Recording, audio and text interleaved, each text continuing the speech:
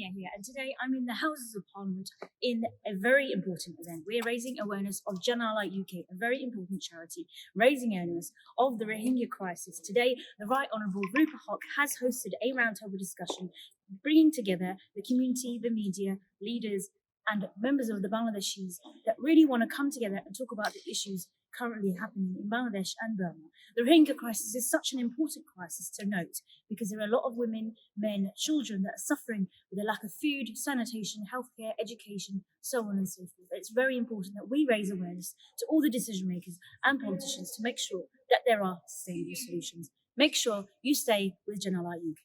Hi, my name is Amimul Khan. I'm the president of Janala UK, and thank you very much for being here today. It was a wonderful event. Basically, we would like to request international community to come along to resolve these issues, as we all know that the Rohingya community, they're facing issues, basically the fundamental issues, fundamental rights. They are violated here, and women they are trafficking. A lot of challenges they're facing in a single day. So we need to call international community to come together and resolve this issue. And this is very important at this moment because, as we know, the women and girls, they're most vulnerable within this society. And we need to find a way out. And that's why we call British MPs like cross-party MPs there attended here, like Rupa Haq, and from the Labour Party and Conservative Party, Tom Hunt was present, and so it was a fantastic panel over there, and it was a good conversation. And they promised they could highlight it that in the Parliament, raise the issue. And what do you think the general public can do? The general public, they could also do some campaign. Yes. They could come along with this campaign and try and help us to resolve this issue. So it's not could be Janala or other NGO, they can't solve these issues. But in Bangladesh's community, especially the Bangladeshi population, they may also raising the issue that this is the problem. Sustainable problem could be for Bangladesh if international community not undertaking these issues. My name is Iftikhar Ahmed Siddiqui, and I'm the current new secretary of Janala. Congratulations. Tell us about this event and organization. Actually, this event, this is not our first event in this issue.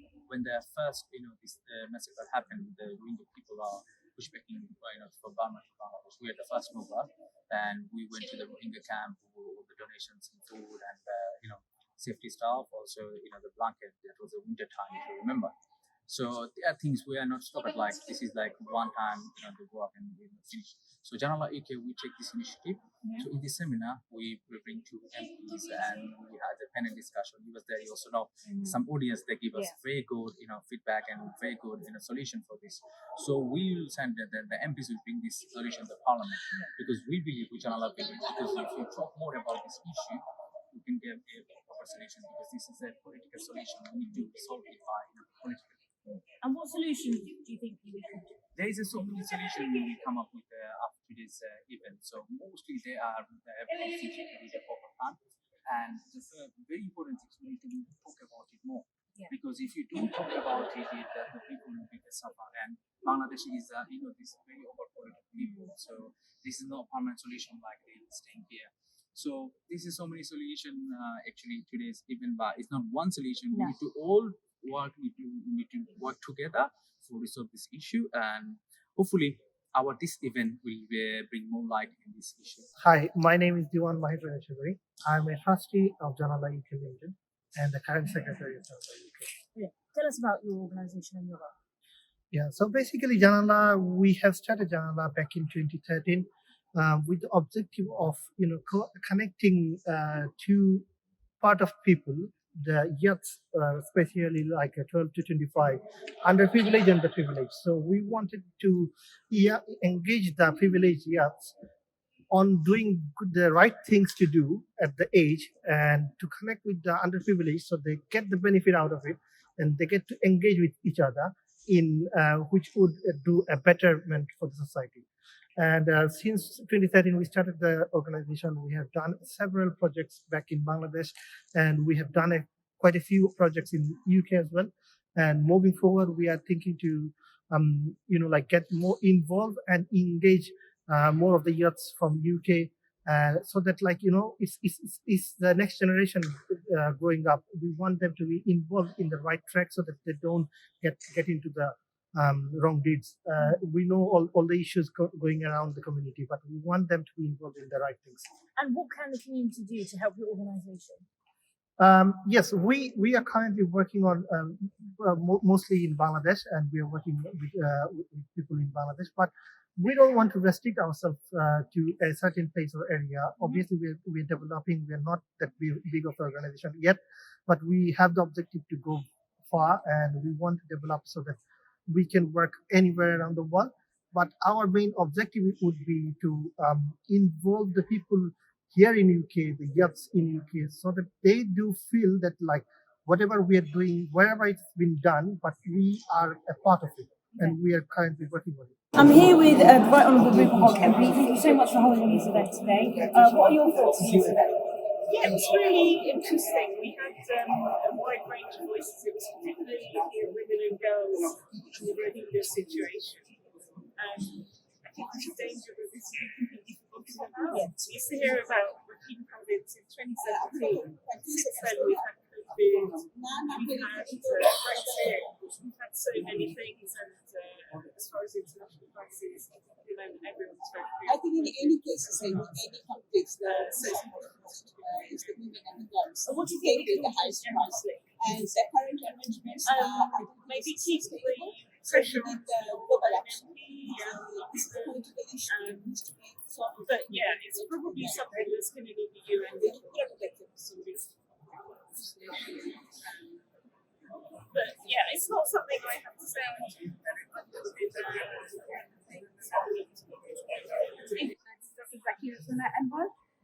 I think the problem is we need to address the main root cause of the problem.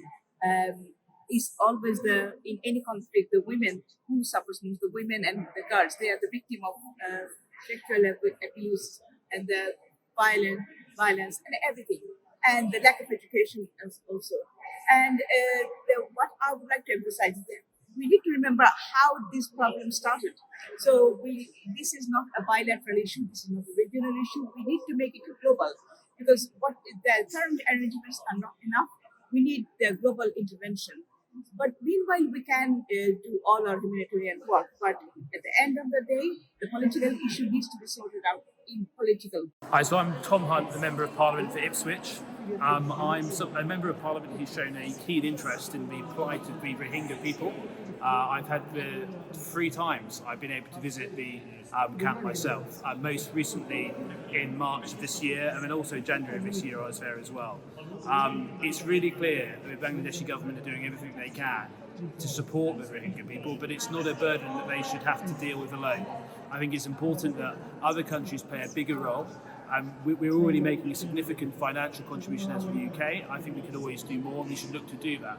But I also think some other countries, powerful countries in the region, need to do far more. And they also need to do far more in condemning the Myanmar regime and for the way that they've treated the Rohingya people. We all want what they want. We want them to be able to go home safely, and we want them to be able to live their lives free from persecution. But I've been very touched and moved by the times that I visited the camp. I won't forget those conversations I've had with refugees at the camp.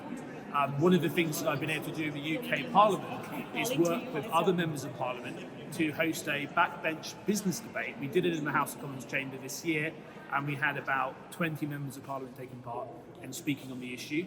And we think that helped raise the profile of it. But look, we've got so much stuff going on in the world, so much very sad stuff going on in the world, that we mustn't forget the plight of the Rohingya people. So we've got to work together collaboratively to keep it at the top of the agenda for the media, but also for the UK government and other governments around the world. Hi, I'm Karen Walterson. I'm from Burma Campaign UK, and I've just attended this really important event organised by Janala UK about the protection and safe return of Rohingya women and girls in Bangladesh. My organisation, Burma Campaign UK, has worked for many, many years on the issue of rights and protection of Rohingya. We lobby governments around the world on enacting strong policies in support of people in Burma, including Rohingya. And we are pushing very hard for justice and accountability for the genocide against Rohingya. Some of our main priorities at the moment are to push the UK government to increase aid for Rohingya refugees. The UK government has cut its aid to Rohingya with 80% since 2020, which is indefensible. The people of the refugee camps in Cox's Bazar are completely dependent on aid. We are also pushing governments around the world for enacting stronger sanctions against the Burmese military. Since the military attempted a coup in 2021, there has been strong resistance in Burma against the military. As long as the military are in power, it will be very difficult for Rohingya to return. Rohingya need to be able to return to Burma as full citizens with their rights protected. So we're working very hard to support people in Burma to reject the military rule there. Lastly, I would like to say that protection of women and girls are not strong enough in the refugee camps. There needs to be done more to protect them. They are in risk of trafficking, they are in risk of gangs like ASA, and I think the Bangladeshi government have got a stronger responsibility to ensure their protection in their camps. Thank you.